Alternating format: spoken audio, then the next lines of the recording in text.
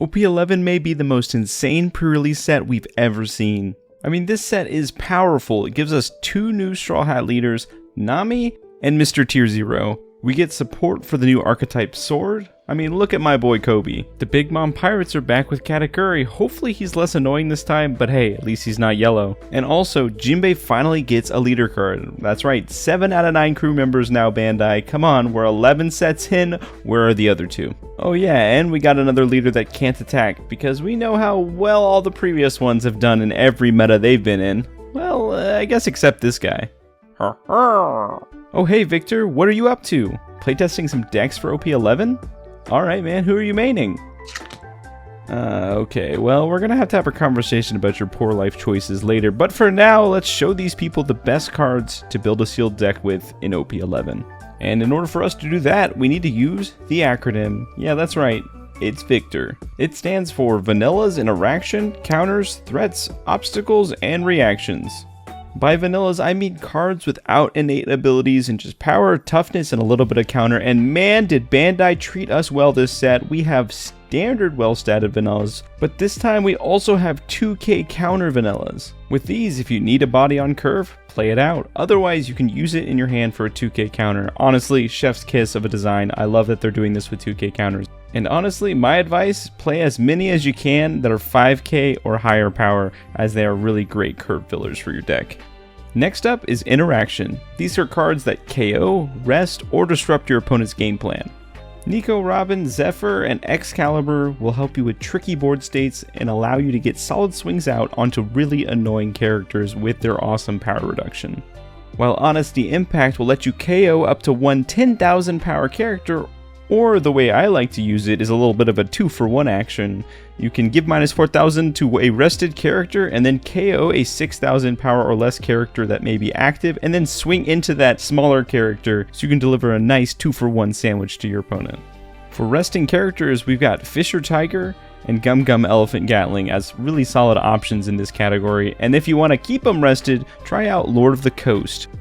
For bouncing characters, you can play Sanji, which can bounce based on power, and also for bottom decking, you can run Gum Gum Jet Culverin, which bottom decks a character based on their cost. Then in yellow, we've got Gum Gum Fire Fist Pistol Redhawk, man what a name, which can KO a 5 cost or less character if you meet the life requirements, while also being a 3k counter for 1 in case you don't want to kill something. I'd also recommend, if you have room, to give Merman Combat Ultramarine, man what is with these yellow cards and their names, a decent try, because it's actually some pretty good, decent mid-game removal, while also having a pretty solid trigger of being able to deal with a 4 cost. This set breaks all previous records for the number of 2k counters among all rarities. For comparison, OP09 had 14 2k counters, OP10 had 13 2k counters, but with this new set, we've got a whopping 26 2k counters. That's double the amount from the last set, so more often than not, most decks are going to be running at least 12 plus 2k counters, so definitely watch out. As for my advice, I'd run as many as you can, especially since so many of them are vanillas which you can just play on curve anyways. Up next is Threats. These are your all-stars of the deck. These come down and immediately impact the game state with their juiced up stats. Obviously, we have to mention the 2 secret rares.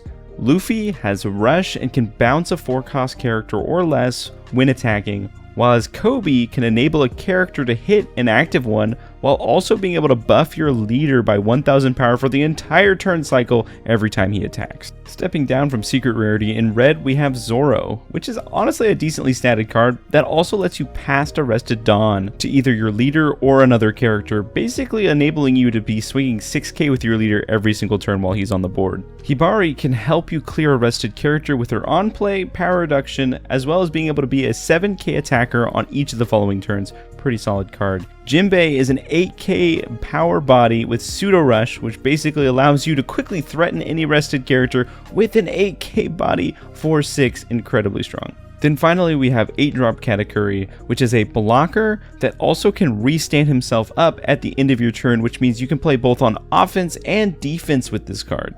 The insane amount of 2k counters is not the only record this set breaks when it comes to useful cards. For the obstacle category, we're going to take a look at blockers in this set, and for comparison, OP09 had 16 blockers, OP10 had 13 blockers, while OP11 has an astounding 21 blockers. So block to your heart's content, and maybe don't play this one though.